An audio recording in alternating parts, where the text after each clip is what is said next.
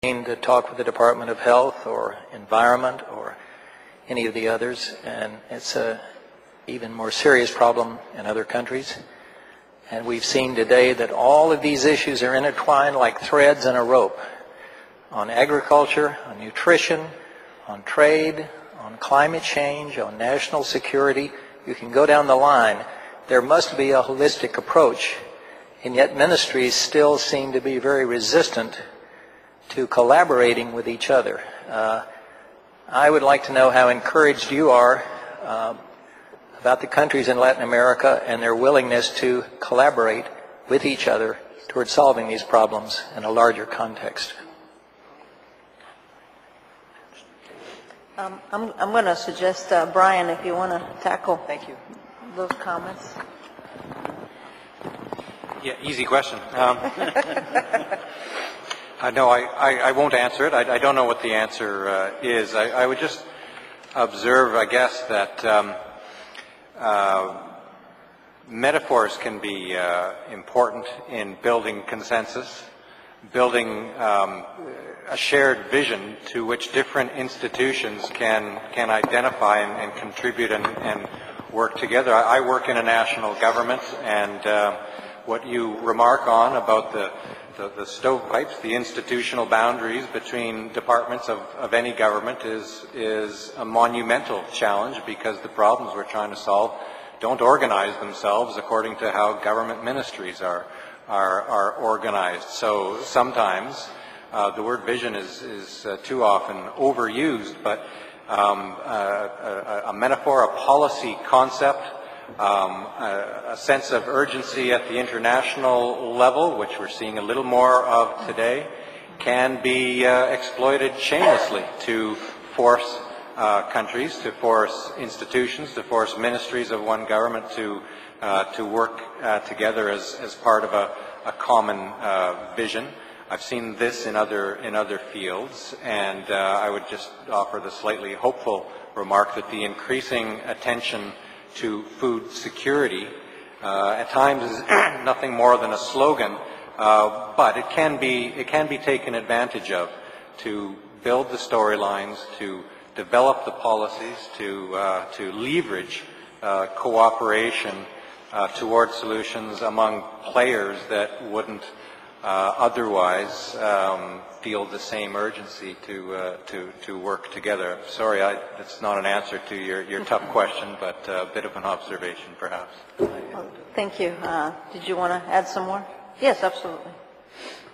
There's an interesting study in the Brazil case on this, that by Alain de Gendry, in that, for one thing, zero hunger has been really popular for politics or for politicians. I mean, you get a lot of electoral support for doing well. So the idea then is that if, as pressure is exercised by the communities through local elected representatives, that pressure would lead to increased collaboration around the hunger theme. So really, not so much that the institutions want to collaborate, but there would be pressure on them because of the political benefits for elected representatives, which I'm sure is true, and I think it's an element that a lot of politicians, I think, have overlooked, that you can get a lot of political mileage out of addressing hunger.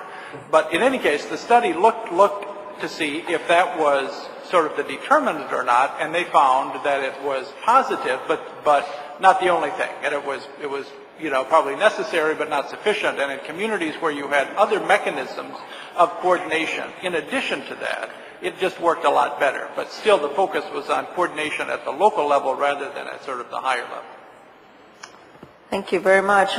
We have time for one more question. Is this working? I'm an agricultural economist by training, and this is a comment, but I've worked a lot with nutritionists in the last 20, 30 years. And I guess I wanted to make two comments on the nutrition side. One is in terms of chronic malnutrition or stunting. A lot of the nutritionists that I work with and some of the programs that I've been working with more recently are really focusing also on what you would call poor infant and child feeding practices as a major determinant of of malnutrition among children. And you did talk at one point about the use of, say, breastfeeding and complementary foods.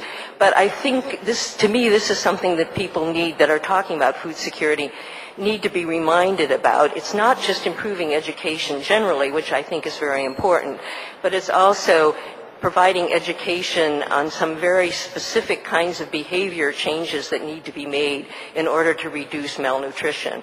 And I think there's growing evidence now available that by improving infant and child feeding practices, you can have an impact on reducing chronic malnutrition. And the other thing I wanted to mention, too, is that I think someone mentioned it an earlier thing, but the whole problem of stunting or chronic malnutrition is really a very time-sensitive problem.